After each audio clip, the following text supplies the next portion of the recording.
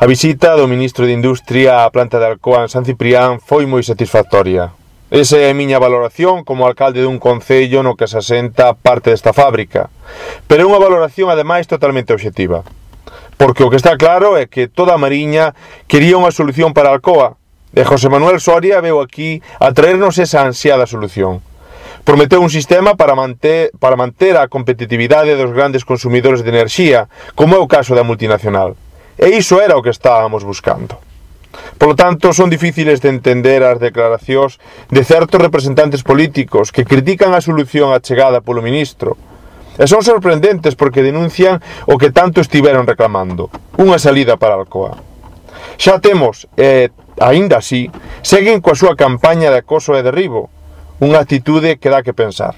E, por suposto, leva a dubidar sobre os intereses deses representantes políticos ao que se lles enche a boca botando pestes do ministro, porque semella que teñan un acordo coas eléctricas ou que teñen intereses nas compañías e por iso non se alegran de que perderan o pulso co goberno.